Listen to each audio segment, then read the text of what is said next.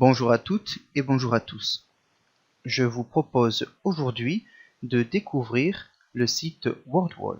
Il s'agit d'un site qui permet de générer des exercices interactifs que l'on peut ensuite proposer à ses élèves. Il s'agit d'une application en ligne. Dès lors, il va vous falloir commencer par ouvrir un navigateur, Chrome ou FileZilla, comme vous voulez. Puis, vous tapez donc simplement le mot WordWall comme objet de recherche et vous aurez donc comme premier résultat de recherche le site wordwall.net. Si celui-ci n'apparaît pas en français, vous avez la possibilité en haut à droite, via le menu déroulant, de sélectionner la langue de votre choix, le français ou une autre. Pour commencer, il vous faut créer un compte. Pour cela, vous allez cliquer sur le bouton S'inscrire. Vous avez alors deux choix possibles. Soit vous vous inscrivez à l'aide d'un compte Google, soit vous pouvez également choisir de vous inscrire en indiquant une adresse de messagerie différente. À vous ensuite de choisir un mot de passe, de répéter ce mot de passe, de cocher effectivement l'acceptation des conditions, puis de confirmer le choix par le bouton S'inscrire. Une fois votre compte créé, vous allez passer par le bouton Se connecter pour entrer vos identifiants, votre mot de passe ou alors cliquer sur le bouton Google si vous avez choisi la première option d'enregistrement. Une fois connecté, vous allez avoir accès à différents boutons dans le bandeau supérieur. Celui qui nous intéresse à présent, c'est celui de création d'activité. C'est celui qui, par défaut, lorsqu'on se connecte, est encadré de bleu. Créer une activité. Vous allez voir apparaître ici l'ensemble des exerciceurs disponibles sur la plateforme. Attention, un compte gratuit ne permet de réaliser que 5 activités. La suppression d'une activité réalisée ne donne pas droit à la création d'une nouvelle. Autrement dit, vous ne pouvez pas vous dire je vais faire 5 jeux, 5 activités. Lorsque je n'ai plus besoin d'une activité, je la supprime pour pouvoir en créer une nouvelle. Non, les activités, les tests sont comptabilisés. À noter également que dans la version gratuite, vous ne disposez pas de la possibilité de tester toutes les activités. Alors, pour créer une activité, vous avez le choix. Vous avez ici différentes possibilités. Peut-être ne les aurez-vous pas toutes, puisque moi j'ai une version donc premium. Nous allons commencer ici par un exercice simplement d'appariement. Donc je vais cliquer sur le bouton apparier. J'ai une description qui me permet de savoir à quoi correspond l'exercice. Glisser et déposer chaque mot-clé à côté de sa description. Donc c'est simplement un jeu d'association. L'interface est vraiment minimaliste et très simple à prendre en main. Vous allez indiquer donc ici un titre. Par exemple, vous allez mettre les animaux de la ferme. Voilà. Et ensuite, vous allez devoir compléter les différents champs situés dans les colonnes inférieures. Donc tout d'abord un mot-clé, par exemple je vais mettre, je sais pas moi, das Schwein, hop, le cochon. Je mets la définition en face. Je vais mettre l'âne, der Esel, hop, l'âne. Je vais mettre également par exemple la vache, du coup, la vache, et ainsi de suite. L'exercice vous indique lui-même à combien de choix vous avez droit, à savoir ici 30 maximum, sachant que raisonnablement, en fonction du niveau des élèves, entre 10 et 15, voire grand maximum 20 choix, c'est déjà quelque chose d'assez important. Vous avez la possibilité d'associer donc du lexique, des formes verbales conjuguées ou d'autres éléments, ça peut être des quiz, des questions-réponses également, soit sous forme de texte, comme je le viens de faire ici, soit sous forme d'illustration. Pour insérer une illustration, il vous faut cliquer ici sur les petites icônes en forme d'image.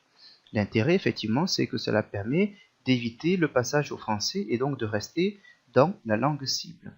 Par exemple, ici, pour le cochon, je vais cliquer là. Étant donné que j'avais rentré le terme, je vois déjà toute une galerie d'images à ma disposition que je vais pouvoir utiliser. Donc, je vais pouvoir mettre, par exemple, ce magnifique petit cochon.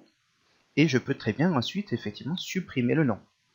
Je peux également, par exemple, ne pas avoir entré le nom. À ce moment-là, je vais utiliser l'outil de recherche intégré et mettre par exemple Anne, et j'aurai donc hop, une deuxième image. Bon, là je vais laisser pour l'instant le nom, et je fais pareil par exemple avec la vache. Est-ce qu'il y a une image rigolote? En voilà une. Donc là on a vraiment un exercice qui va être assez loufoque.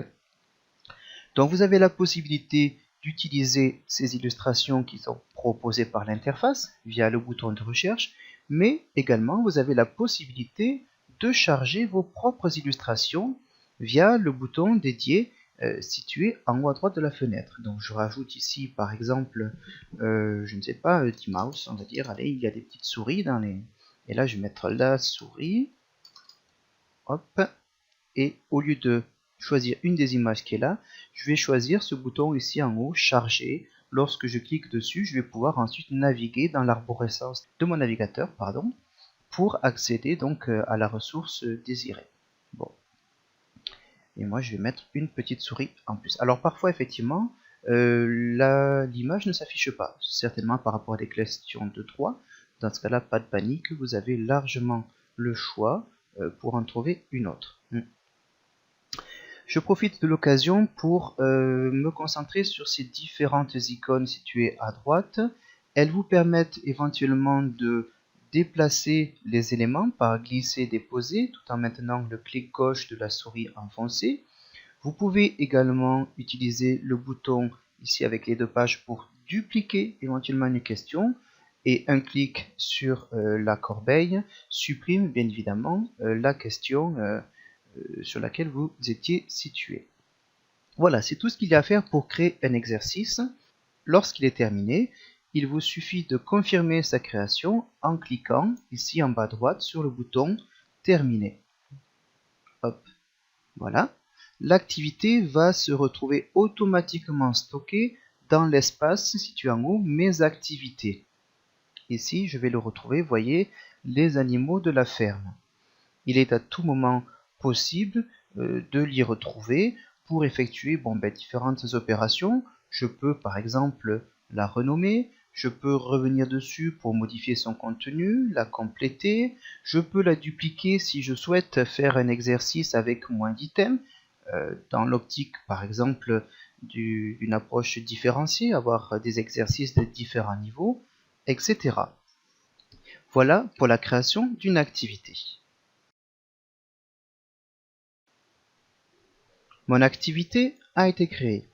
À présent, je peux la proposer à mes élèves. Il existe pour cela deux façons de faire.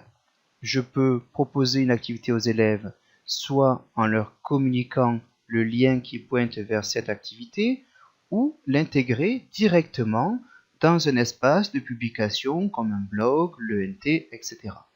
Quand je clique sur mon activité, je vais avoir différentes options. Avant de proposer une activité aux élèves, j'attire votre attention sur le fait qu'il est possible d'en modifier le design grâce aux différents modèles intégrés sur le site. Là, par exemple, j'ai une présentation tout à fait basique, la souris, le cochon, l'âne, la vache. Mais je peux très bien choisir, par exemple, d'emmener mes élèves dans la jungle. Et ici, je vais avoir donc une autre présentation, un peu différente. Tout cela sans rien connaître en programmation. De la même façon, différentes options me permettent de paramétrer, par exemple en dessous, le timing du jeu. Je peux décider d'un compte à rebours. Je peux décider d'avoir une présentation différente pour chaque jeu, donc un ordonnancement aléatoire des questions, ou toujours la même mise en page, la possibilité pour les élèves à la fin du jeu de voir les réponses ou non. Selon le jeu créé par vos soins, vous aurez différentes options de personnalisation. Donc pour proposer aux élèves un jeu, voici donc la première façon de faire, à savoir utiliser un lien que l'on va donner aux élèves et qui pointe vers l'activité. Il s'agira d'un lien qu'en fait on va copier-coller dans un article, le cahier de texte de la classe, une feuille d'exercice, etc. Pour obtenir ce lien, il suffit de cliquer sous l'activité sur le bouton Partager. puis ici de définir les options du paramétrage. La première option, autres enseignants, permet de rendre l'activité publique. Elle va alors se trouver référencée et partagée avec l'ensemble de la communauté éducative. La deuxième option, elle, se concentre sur les élèves, c'est celle qui nous intéresse. Je vais cliquer sur le bouton bleu, donner une tâche, puis je vais préciser les conditions de partage. Est-ce que je souhaite que la réponse soit anonyme ou les élèves vont-ils devoir entrer un nom ou un pseudo, peu importe. Est-ce que je vais fixer une échéance au-delà de laquelle les élèves ne pourront plus faire l'activité? Est-ce qu'ils pourront visualiser les réponses ou non? Est-ce qu'ils auront la possibilité de refaire l'activité? Est-ce qu'ils verront le classement des élèves, etc., etc. À moi de choisir ce que je préfère. Donc là, par exemple, je souhaite quand même savoir qui a fait l'exercice. Je ne mets pas de délai. Les élèves pourront voir les réponses et le classement. Voilà, donc l'option recommencer, finalement, bon, ils pourront le refaire malgré tout. Et je clique sur le bouton démarrer. Je vais obtenir donc un lien, voilà, que je vais pouvoir donc copier en cliquant sur le bouton bleu ici, copier. Je vais aller dans mon espace, donc par exemple ici je suis sur l'ENT de mon établissement et je vais créer un nouvel article avec cette activité. Donc je vais mettre par exemple les animaux de la ferme et je peux simplement me contenter de mettre le lien. Alors avec l'ENT dont nous disposons, l'activité se trouve directement intégrée, mais je peux refuser simplement et dire par exemple cliquez ici et choisir d'associer à ce texte en passant par le menu lien, l'adresse, clac, voilà, et lorsque l'élève, ensuite j'enregistre en brouillon, lorsque l'élève va cliquer sur ce lien, l'activité va donc s'ouvrir directement. Ça, c'est la première façon de faire. La deuxième méthode consiste à intégrer directement l'activité dans un blog, un article NT, le cahier de texte en ligne, etc. Pour cela, il faut cliquer non plus sur le bouton partager, mais sur le lien situé en dessous, un lien d'incorporation, et qui s'intitule Incorporer.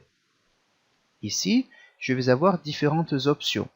Type, il me faut bien laisser l'option iframe cochée, puisque là, simplement, avec vignette et petite icône, je ne vais obtenir qu'un lien, en fait. Ensuite, j'ai la possibilité, via le menu déroulant thème, de choisir un design particulier pour mon exercice.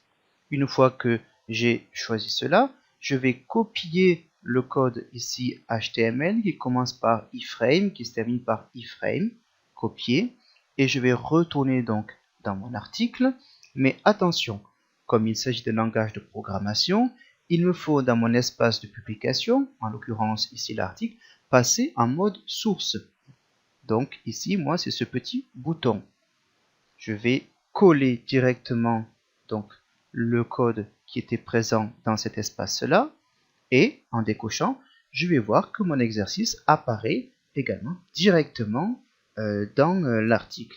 Les élèves donc pourront voir directement l'activité et la réaliser à l'endroit où je l'aurai placé, que ce soit le cahier de texte, le blog ou autre. Ils n'auront pas besoin d'aller sur un espace extérieur pour faire le travail demandé. Notez que cette méthode d'intégration fonctionne pour d'autres plateformes. Si par exemple vous utilisez Genially et que vous ayez plusieurs jeux, vous pouvez créer autant de diapositives que vous le souhaitez et utiliser le bouton Insérer, puis passer par l'onglet Autre pour coller ce code iframe et l'insérer dans votre Genially. Il apparaîtra également et si l'on teste ensuite le Genially, qu'on le prévisualise, on peut faire en fait directement l'activité en ligne. Ça peut être pratique dans la mesure où vous avez différentes diapositives. Je peux faire une deuxième diapositive, une troisième, et ainsi faire en quelque sorte une collecte de différentes activités par rapport à une thématique ou par rapport à un point grammatical ou civilisationnel, peu importe.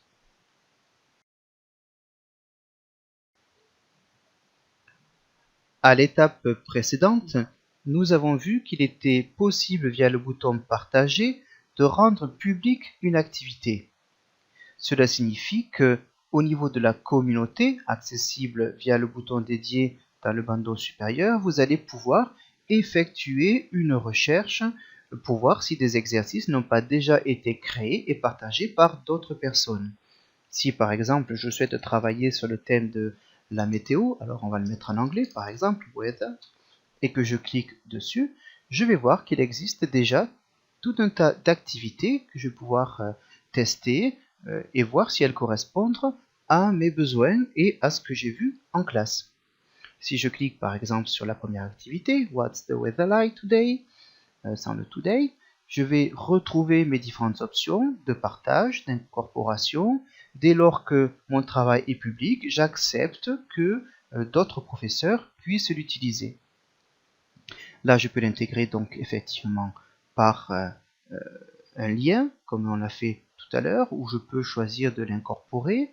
Je peux même paramétrer un autre design comme je le souhaite, mais j'ai également la possibilité de récupérer ce travail pour le modifier, le compléter, l'adapter.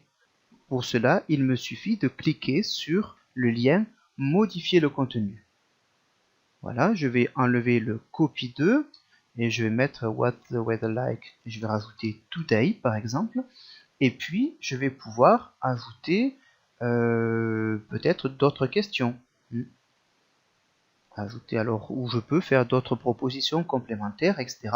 Quand je clique sur terminer, cette activité va être stockée dans mes activités à moi. Donc cela veut dire que je ne modifie pas le travail du collègue.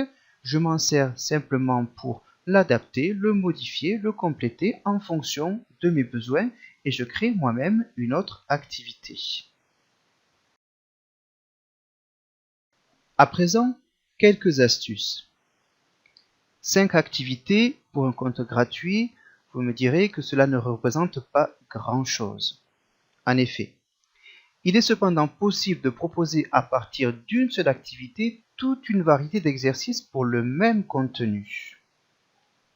Si je clique par exemple ici, alors celle-là je vais la supprimer, hop, supprimer, je reprends mon application Les animaux de la ferme et vous avez à droite ici tout un tas d'activités.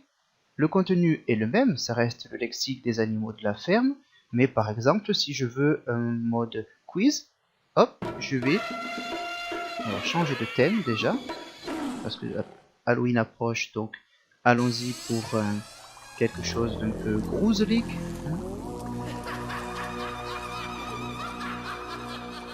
Là, je ne vais plus avoir un exercice d'appariement, mais un exercice de type quiz. Die Maus.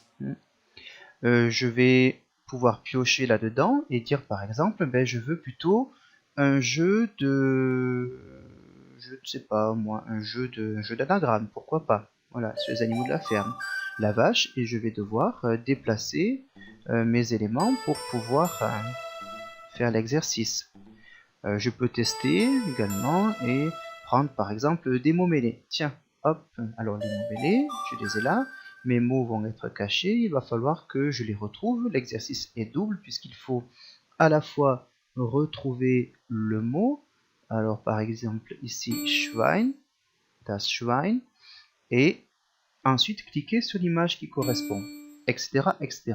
Chaque fois que je teste un nouveau exercice, le code d'intégration qu'on avait ici dans iframe est modifié.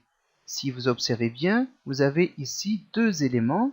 L'adresse de l'exercice ne change pas. Par contre, l'identification du thème, si ce nombre, ce petit 2, eh bien, si je mets par exemple comme nombre, je mets 4, je vais avoir le thème minuit. Si je mets 22, je vais avoir le thème Far West, etc. Et ici, pour ce qui est du template, le numéro 10 donc, correspond effectivement à des mots mêlés, mais si je mets 25, je vais avoir un jeu de mémoire, par exemple. Donc tous ces codes, je les ai référencés et les mets à votre disposition. Autrement dit, vous pouvez faire un seul exercice et ensuite simplement en modifiant ces valeurs lorsque vous intégrez votre exercice sur le NT ou sur un blog, eh bien, vous allez pouvoir en fait proposer 10 exercices différents alors que vous n'avez créé qu'un seul exercice. Il faut savoir que le fait de modifier le code d'intégration, ce fameux iframe, ne modifie en rien l'activité de base créée sous WordWall. Vous avez une seule activité et simplement en changeant un petit bout de code, eh bien, vous vous retrouvez avec 2, 3, 4, 5 activités différentes. De quoi gagner pas mal de temps. Autre astuce, il faut savoir que WordWall est un puissant outil de production de fiches de travail, car vous disposez également de la possibilité ici d'exporter les activités au format PDF. Donc vous créez un exercice interactif et ensuite vous cliquez par exemple sur Apparier et vous allez avoir un exercice où les élèves vont devoir relier. Exercice que vous allez pouvoir imprimer ou télécharger et éventuellement également avec la correction. Si vous mettez show, donc vous pouvez avoir différentes fiches. Vous gagnez un temps précieux grâce à cette génération automatique de fiches polycopiées, de fiches PDF. Si je vais par exemple dans mon mêlé, eh bien je vais retrouver mon exercice de mon mêlé, un quiz, c'est un QCM, etc. Donc là, vous avez également des options de paramétrage qui permettent certaines manipulations, notamment l'affichage des bonnes solutions, si vous souhaitez avoir ensuite une version corrigée que vous mettez à disposition des élèves. Cela peut être pratique par exemple lors d'une séance, plutôt que de laisser des élèves inactifs parce qu'ils ont déjà terminé un exercice. Cela vous permet de vous construire toute une base, une banque de données d'activités de révision que les élèves vont pouvoir travailler ensuite en autonomie. Alors, pour conclure, je vous sens un petit peu frustré. Vous avez découvert un outil qui, je pense, est intéressant et peut faire gagner énormément de temps, mais c'est un outil effectivement limité à 5 activités. Pour pouvoir bénéficier de davantage d'activités, vous pouvez passer sur une licence individuelle. Les plans tarifaires sont relativement corrects. Dans la version standard, qui est à 5 € par mois, vous pouvez créer 18 activités différentes, des quiz, appariement, ouvrir la boîte, trouver la correspondance, des paires, mots manquants, démêler, quiz, anagramme, mots mêlés, vrai, faux, etc. Donc, toutes les activités ne sont pas là, mais celles-ci suffiront largement pour un usage courant. Vous avez la possibilité également, si vous souhaitez payer à l'année, d'obtenir une remise supplémentaire. Dans ce cas-là, cela fait 4,50 €, ce qui nous fait pour l'année 4,50 € x 12, vous calculez, ça ne fait pas très cher. Si vous souhaitez vraiment bénéficier de toutes les activités, dans ce cas-là, à l'année, on a 6,75 € par mois, ça représente quelque chose comme 81 €. Le prix pour offrir des contenus attrayants sans passer des heures et des heures à produire des activités comme ça peut être le cas sur d'autres plateformes comme Learning Apps par exemple.